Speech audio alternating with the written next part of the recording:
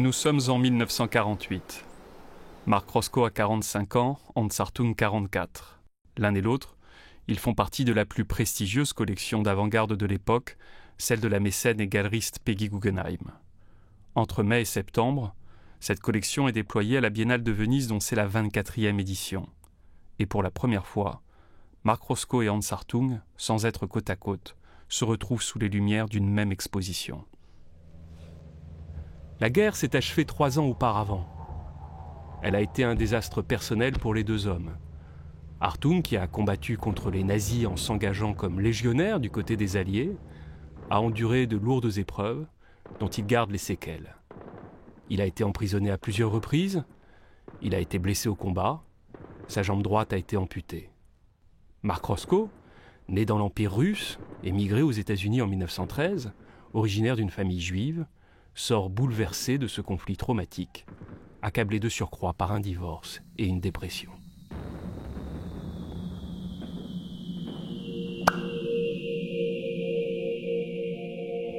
Hartung, c'est quelqu'un de profondément solitaire. Mais en même temps, dans sa solitude, c'est quelqu'un qui a toujours eu besoin de se trouver des alliés, ce qu'on pourrait appeler des alliés symboliques, dans le fond. Et Rothko, c'est une figure d'allié probablement parmi les plus importantes. Il faut dire que ces gens avaient beaucoup de choses en commun. Tous les deux sont des exilés. Hartung, il est allemand. Il a eu maille à partir avec le nazisme. Il s'est engagé dans les légions étrangères côté français. Il a été meurtri, il a été blessé dans sa chair. Rothko, il est né en Lettonie. Il est juif, il a émigré aux États-Unis, donc autant dire que pour tous les deux, le terme histoire, ça veut vraiment dire quelque chose, et c'est un rapport fondamental avec la terreur. En plus, même si l'un vit aux États-Unis et l'autre en France, ce sont dans le fond, dans leur goût, des grands Européens avec des goûts relativement comparables. Ils ont la même fascination, par exemple, pour Rembrandt comme une sorte de figure tutélaire, obsessionnelle, qui travaille dans leur peinture. Et puis ils ont aussi un goût très cultivé pour la musique, qu'ils écoutent en travaillant et qui nourrit leur travail. Hartung, c'est Bach, Rothko, c'est plutôt Mozart, mais dans le fond, ces gens se sont vraiment reconnus. Hartung, ici filmé par Alain Resnais, affirme souvent. Il enregistre sur le papier ou sur la toile son intériorité, laquelle est traversée par des tourments psychiques aux limites de la folie. Quant à Marc Roscoe, c'est une des personnalités les plus complexes et fascinantes de l'art du XXe siècle. Une personnalité dont son fils, Christopher Roscoe, depuis les États-Unis, a bien voulu nous esquisser quelques contours. People often wonder about my father, Mark Rothko's personality, and they ask me to describe what he was like.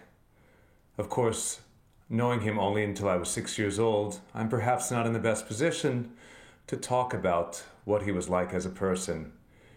And yet the good news, for all who are interested in knowing more about Rothko as a person, the good news is that many of the answers are right there in the paintings, because every painting he made was deeply personal, and the spirit of the man is deeply imbued in each one of them. He's often seen as being a very serious man, and that was certainly true when it came to questions of philosophy, questions of what it meant to be an artist. But I think if we look at the paintings, we can see the warm embrace of his humanity. Indeed, he said that all of his paintings were dramas, and all of his paintings were concerned with the human spirit. And I think that you do not need to look too hard to see that for all of his seriousness, he was deeply committed to people, deeply concerned about their well-being. And if he could be serious and taciturn with those he did not know well, with his friends, he was affable and deeply committed.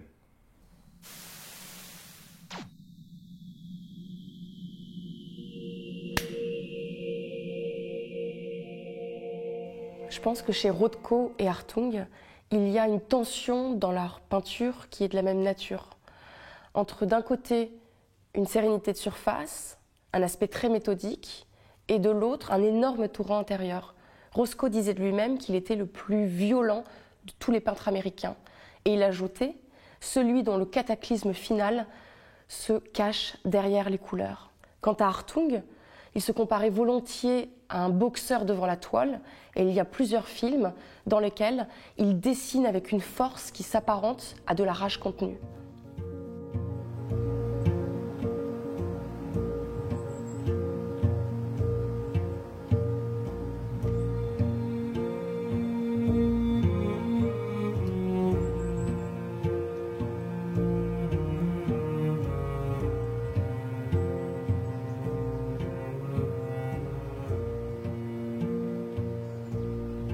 les traces de la rencontre entre Mark Roscoe et Hans Hartung sont quasiment inexistantes. Il n'est donc pas surprenant qu'elle ait échappé jusqu'à présent au radar des historiens. Il demeure pourtant quelques archives qui permettent de mener l'enquête. Ces archives, riches d'enseignements, dorment au cœur de la villa conçue et habitée par Hans Hartung et sa femme, l'artiste norvégienne Anna Eva Bergman, à Antibes. C'est chez eux, dans leur vaste maison devenue fondation située sur la côte d'Azur, qu'on peut exhumer les indices d'une amitié discrète et fertile.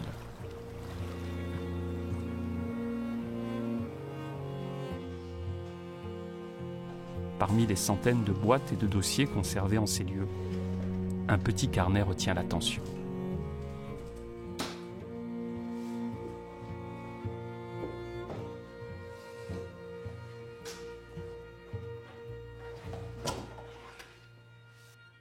On a ici un document très important.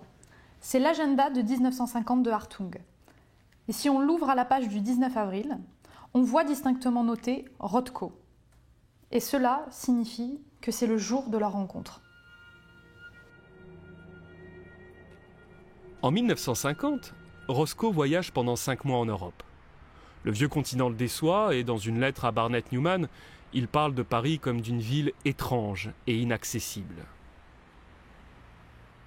Il y est mal à l'aise, certes, mais il n'y perd pas son temps non plus. Par l'intermédiaire de la galerie Louis Carré, voilà Roscoe invité à faire la connaissance de Hans Hartung. Il faut dire que la réputation de ce dernier connaît alors une ascension fulgurante, non seulement en Europe, mais aussi aux États-Unis. En effet, à cette même période, Hartung est exposé à New York et l'une de ses peintures d'après-guerre s'apprête à intégrer les collections du MoMA. C'est quand même assez drôle et curieux quand on y pense. Hartung et Roscoe se rencontrent donc au quartier latin, au Café de Flore, au moment exact où ils auraient eu toutes les raisons de se serrer la main sur la 5e avenue à Manhattan. Roscoe et Hartung dînent ensemble. Une fois le repas terminé, ils se rendent à Arcueil dans le sud de Paris. C'est dans cette petite commune de banlieue que Hartung a son atelier. C'est un fouillis de pinceaux, de fusains, de couleurs, de feuilles de dessin, de toiles, de cendriers débordants. Mark Roscoe y reste jusque tard dans la nuit.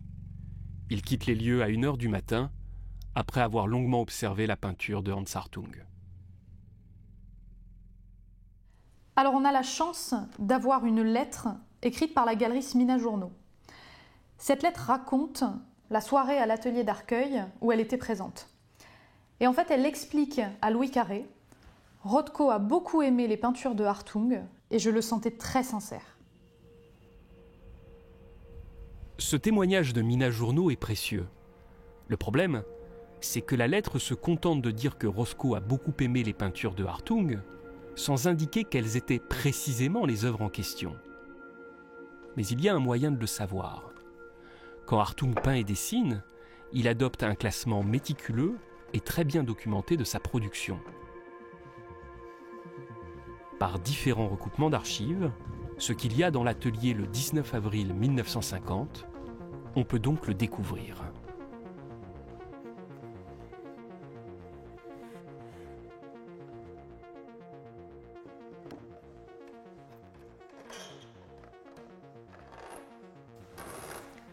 D'après le témoignage de Mina Journaux, il y a ce jour-là dans l'atelier des petits formats, donc très probablement il y a T1950-9. T1950-9, c'est un titre générique qui signifie 9e tableau de 1950. Et puis surtout, en avril 1950, Hartung termine 2 toiles, T1950-7 ici et T1950-8, dont la Fondation conserve une version préliminaire sur papier.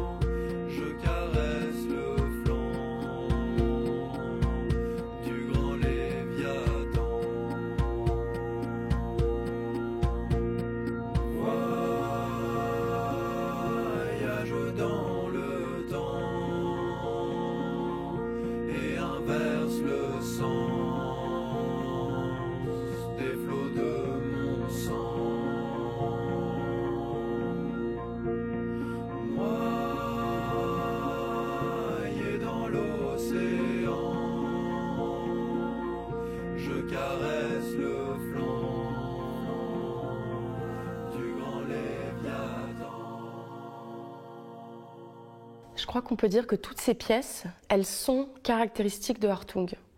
Des pans de couleurs flottant, des lignes tortueuses, voire brutales, parfois violentes, et des ruptures très fortes dans le graphisme. Et en même temps, un sens extraordinaire de l'équilibre entre les masses. Hartung racontera plus tard lui-même la soirée à Arcueil. Et ce qu'il explique est crucial. Roscoe, dit-il, lui a alors donné un avis et un conseil déterminants. Le peintre américain apprécie les larges bandes horizontales monochromes et, écrit Hartung, il en est spécialement intéressé et touché. Mieux encore, Roscoe confie à son hôte que les toiles seraient parfaitement viables sans les traits ni les graphismes que Hartung superpose aux différentes masses colorées.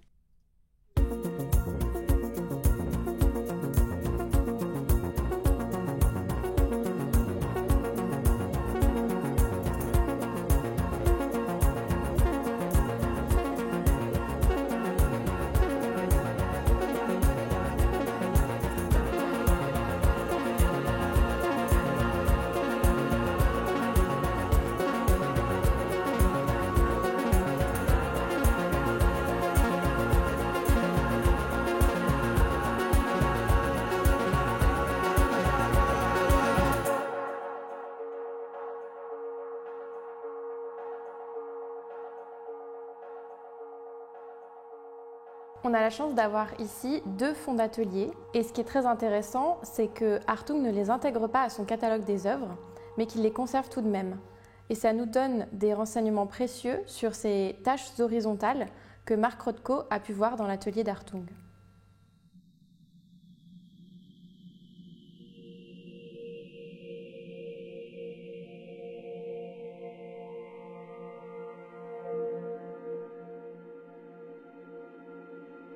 Le conseil que Roscoe donne à Hartung n'est pas immédiatement suivi d'effet.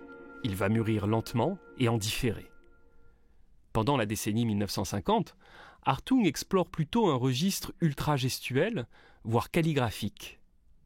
Mais l'histoire finit par basculer au début des années 1960. 1960, c'est vraiment une année charnière dans l'histoire de Hartung et l'histoire de la peinture d'Hartung. Il vient d'avoir le Grand Prix de la Biennale de Venise. C'est un peintre extrêmement reconnu, c'est vraiment un peintre célèbre, et cette célébrité va perdurer. Mais au même moment, il y a un grand bouleversement dans son travail, puisqu'il change totalement sa technique de travail. Il abandonne la peinture à l'huile, et il adopte une nouvelle peinture qui arrive des États-Unis, qui est une peinture qu'on appelle d'abord vinylique, puis acrylique, et il va l'utiliser en la projetant sur la toile, avec des sortes de pistolets de carrossier, des pistolets à air comprimé, et avec ces pistolets, il va créer des sortes de formes flottantes par zone qui font le fond ou l'arrière-plan de ces tableaux.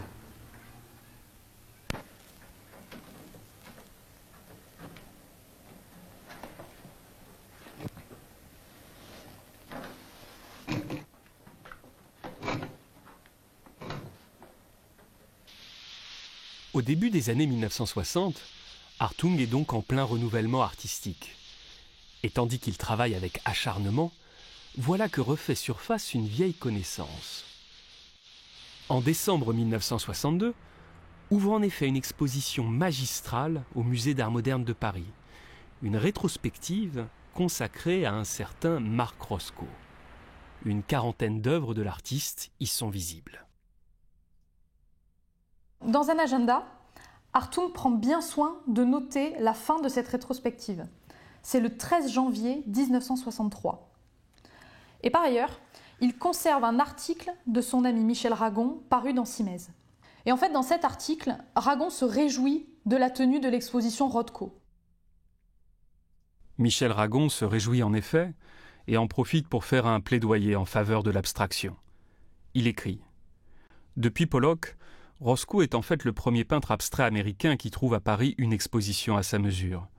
Il faut bien dire que leurs contemporains de l'école de Paris ne sont pas plus gâtés, puisque les rétrospectives de Hartung, de Schneider et de Soulages se sont promenées un peu partout en Europe, à l'exception de la France où aucune salle publique ne s'est proposé de les accueillir. Réjouissons-nous en tout cas de cette exposition Roscoe. Il se place au premier rang parmi les peintres qui se sont révélés depuis la guerre. Pour Hartung, Les œuvres de Roscoe exposées à Paris agissent certainement comme un révélateur. Et la fameuse leçon de 1950, laisser vierges de toute marque les surfaces de couleur, commence à faire son chemin pour de bon. La preuve en est avec 2 œuvres dont la date de création est particulièrement significative. Alors on a ici 2 œuvres datées du 17 janvier 1963. Et le 17 janvier 1963, c'est 4 jours après la fin de l'exposition Rothko à Paris. Et ce qui est très intéressant, c'est que le signe tracé ou gratté a complètement disparu et on n'a plus que 2 grandes nappes flottantes qui font clairement penser à l'esthétique de Mark Rothko. Pour autant, Hartung ne cède jamais à l'imitation ni au suivisme aveugle, pas plus avec Roscoe qu'avec quiconque d'autre.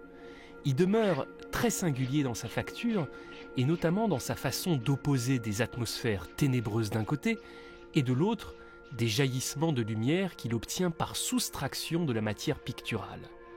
Le dialogue à distance avec son camarade américain n'en est que plus éblouissant. Quand on regarde la toile de 1963 de Roscoe, conservée au Centre Pompidou, et quand on la compare à 2 toiles de Hartung de la même année, au chromatisme assez sourd et assez brun, on se rend compte qu'on a 2 des plus bouleversants artistes du XXe siècle, parce qu'il y a chez les 2 un prodigieux concentré d'énergie, une vraie charge physique, et en même temps quelque chose de plus métaphysique et transcendant. En 1964, Hartung et Bergman se rendent à New York. Hartung prend beaucoup de photographies. Les rues, les buildings, les vitrines ou encore des vues subjectives en voiture. Enfin et surtout, Hartung immortalise sa visite à Mark et Marie-Alice Roscoe par quelques portraits. Hartung est un excellent photographe, mais je crois qu'il est avant tout un très grand portraitiste. C'est quelqu'un qui aime saisir le détail d'une expression, capter la vérité d'un visage. Ici, il emploie un petit appareil Minox qu'il avait toujours avec lui, et c'est ce qui explique le côté granuleux de l'image. Mais ce qui me frappe surtout, avec cette photo, c'est que Marie-Alice et Mark Rothko ont l'air très heureux. Ils sont rieurs. Ils ont été magnifiquement pris sur le vif. Et c'est cette spontanéité qui en fait un cliché très émouvant.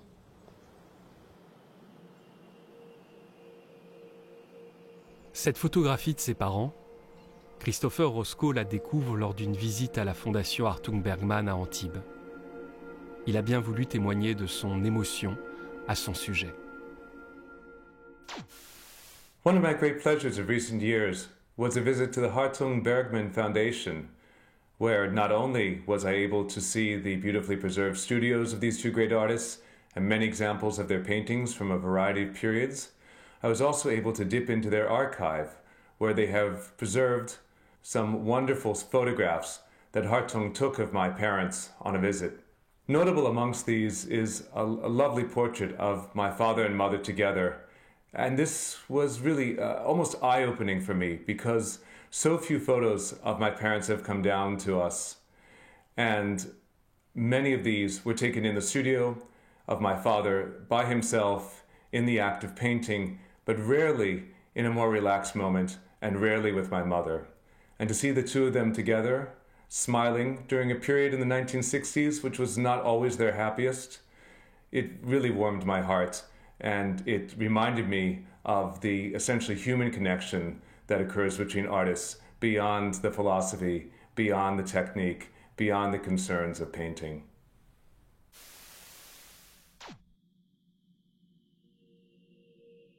Au fil de la décennie 1960, Hartung amplifie l'aspect atmosphérique de son esthétique.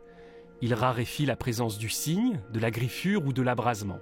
Et puis, en 1966, on le retrouve à nouveau à New York, où il expose une quinzaine d'œuvres récentes dans le cadre cossu du Fuller Building sur la 57e rue, à la galerie Emmerich.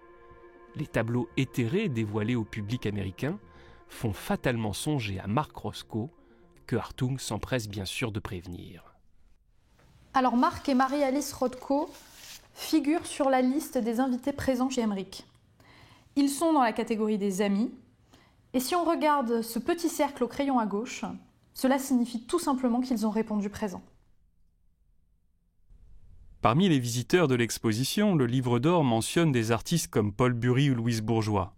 C'est cependant un autre nom qui retient l'attention, le nom d'un des plus grands et influents théoriciens du XXe siècle, un certain Clement Greenberg. À la Galerie Emmerich, le succès commercial est très modeste. Mais l'événement rencontre un bel écho critique. On s'enthousiasme par exemple pour T 1966 R10. Cette vaste toile, de 154 sur 250 cm, conservée aujourd'hui encore à la Fondation Hartung Bergman, va notamment servir d'illustration à un article de James Robert Mello dans Art International. Et lorsqu'on parcourt cet article, on tombe notamment sur ce passage. Since the intention is to build the paintings out of color rather than with line or concise formal components, they relate to a good deal of current color-filled work, though rather more tasteful in their finish. Ce qui est essentiel dans cet article, c'est l'association qui est faite entre Hartung et le color-filled painting. L'exposition Hartung à la Galerie Emmerich à New York en 1966 est, on s'en rend compte aujourd'hui, probablement un moment absolument clé de la relation entre la peinture de Hans Hartung et l'histoire de l'art américain. C'est un moment clé parce que cette exposition reçoit deux visiteurs qui vont jouer un rôle très important. L'un, c'est un critique d'art qui s'appelle Mello, et Mello écrit un texte sur la peinture de Hartung, faite avec un spray, et il utilise ce mot, color-filled painting. Ce n'est pas n'importe quel mot, c'est le mot forgé par Clement Greenberg, le critique d'art américain le plus influent, pour caractériser tout un pan de l'art abstrait expressionniste américain, et c'est vraiment le pan incarné par Mark Rothko. L'autre visiteur, c'est Greenberg. Greenberg vient à cette exposition. Et aujourd'hui, on ne peut pas s'étonner du fait qu'il soit venu, parce qu'en fait, Greenberg s'intéresse beaucoup à l'œuvre de Hartung. Il va un jour expliquer à ses étudiants qu'un tableau de Hartung, qui s'appelle T 1936-1, c'est-à-dire le premier tableau peint par Hartung en 1936, qui a été acheté par un Américain qui a une collection qui s'appelle Galatine, qu'il a acheté en 1938 et qui va l'exposer à New York à partir de 1940. Greenberg va dire que ce tableau a été vu par beaucoup d'artistes américains et qu'il a comme infusé dans leur imaginaire comme une source. Donc là, il y a quelque chose qui se noue et qui est tout à fait nouveau, c'est-à-dire que Hartung est donc une des sources de l'expressionnisme abstrait, mais Hartung, il est aussi un des acteurs du color field. La boucle qui est en train de se boucler, c'est la boucle Hartung-Rothko.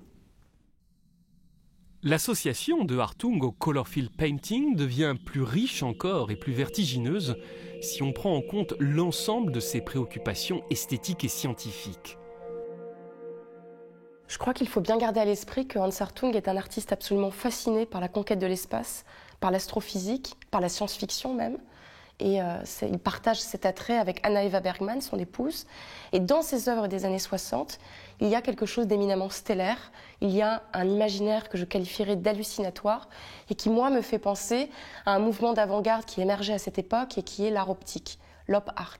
L'op art qu'on pouvait trouver aussi bien du côté français, chez Victor Vasarely, que du côté anglais, chez une artiste comme Bridget Riley. Et si on regarde un film chef-d'œuvre de l'époque, 2001, l'Odyssée de l'espace de Stanley Kubrick, qui sort en 1968, on se rend compte qu'il y a des plans du film qui font penser à certains tableaux de Hans Hartung, à certaines périodes. Et je pense notamment à la fameuse scène du trou noir d'absorption, où des nappes de couleurs lumineuses viennent frapper la rétine du héros, qui est l'astronaute Bowman. Hartung, quand il traverse l'Atlantique en avion, prend de nombreuses photos depuis son hublot. Avec Bergman, ils aiment l'infini des paysages. Et c'est cette immensité qui les attire dans l'œuvre de Rothko. Lors d'une visite dans l'atelier de New York, Hartung et Bergman ont l'occasion de voir la préparation des 14 toiles que l'artiste américain destine à une chapelle à Houston. Ils sont époustouflés, magnétisés par les nuances de violet sombre. Anna Eva Bergman, dans ses mémoires, se rappelle que Mark Rothko parlait de cette chapelle comme de sa synagogue. Christopher Rothko, qui a activement participé à la restauration de ce lieu extraordinaire, nous en évoque la nature profonde. I'd for many years thought that the Rothko Chapel was in many ways something apart, an exception in his career. But in fact, through my intensive work there, through this restoration, I've come to recognize that in fact is the ultimate expression of what he was always trying to achieve through his painting, which is to say not visual effects, not to create something beautiful, not to explore color. It's simply to engage the viewer in the most direct way possible and to engage them not simply in looking, but in essentially creating the work. These 14 panels need to be brought to life. They need to have life breathed into them by the viewer, who completes the painting through their own understanding, which will have as much to do with them as it has to do with Rothko.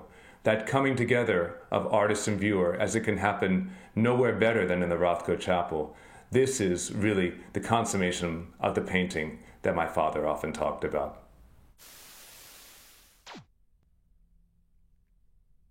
Cette idée selon laquelle la chapelle de Rothko était la quintessence de son art, Hartung et Bergman l'avaient pleinement saisie, jusqu'au tragique.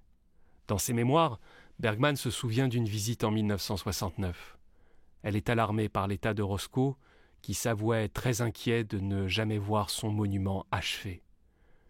L'artiste américain se remet à peine d'une attaque cardiaque. Il apparaît amoindri et terriblement mélancolique à Hartung et Bergman. Rothko se donne la mort le 25 février 1970. Par un courrier du galeriste John Lefebvre du 6 mars, Hartung et Bergman apprennent les circonstances du suicide. L'homme était devenu très déprimé, incapable de travailler. Cette nouvelle est un choc violent. Le destin de Rothko m'a profondément attristé, confie par écrit Hartung à Henri Gelsaller, alors qu'il prépare avec lui son exposition au Metropolitan de New York.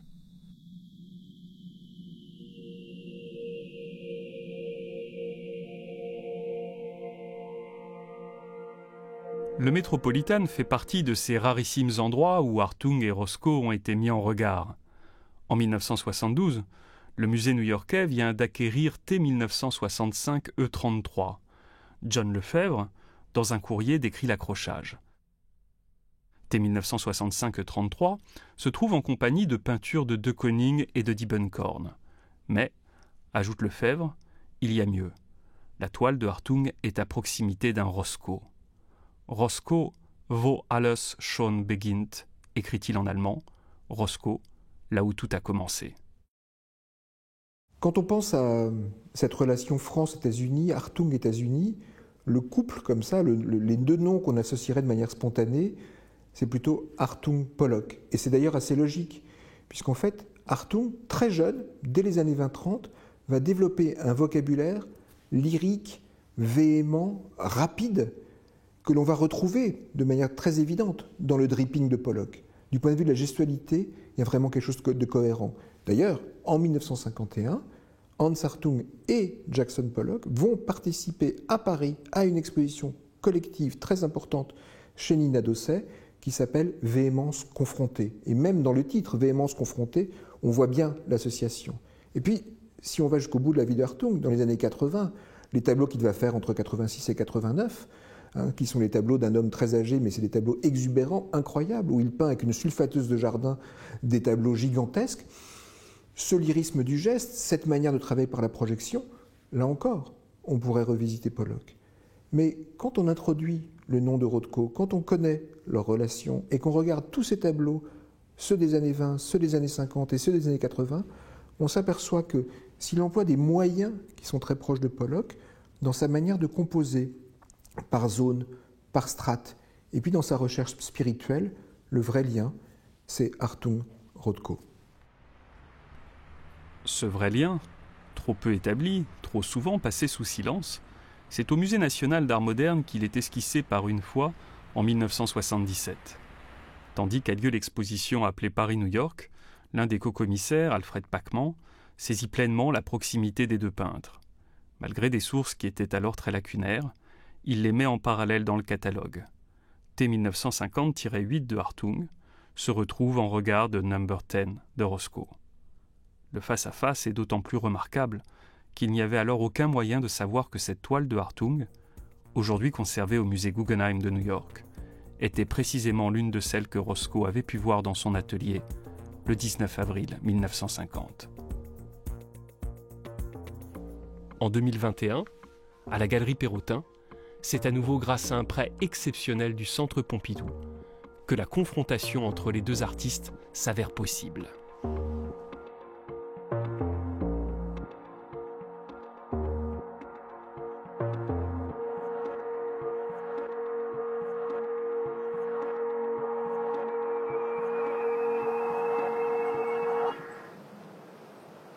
À Antibes, les ateliers de Bergman et de Hartung ont eux aussi quelque chose d'une grande chapelle, et nombreuses sont leurs toiles où semble infuser leur affection pour Marc Rothko. Ainsi, les horizons très lumineux d'Anna-Eva Bergman, faits de grands aplats peints et de feuilles de métal, en sont peut-être la transfiguration solaire. Enfin, il y a cette œuvre de Hartung datée du 10 février 1982. Sur un fond bleu qui vire au turquoise, affleurent des bandes horizontales. Une nuée brune en suspension, une traînée poudreuse qui vibre à peine. T 1982 H31 n'a ni été exposé du vivant de l'artiste, ni présenté après sa mort, et ce jusqu'en 2021. Hartung aimait donner des surnoms à ses tableaux. Parfois, il les affublait du patronyme d'autres peintres. Alors certainement aurait-il pu baptiser cette œuvre « Hommage à Marc Rothko ».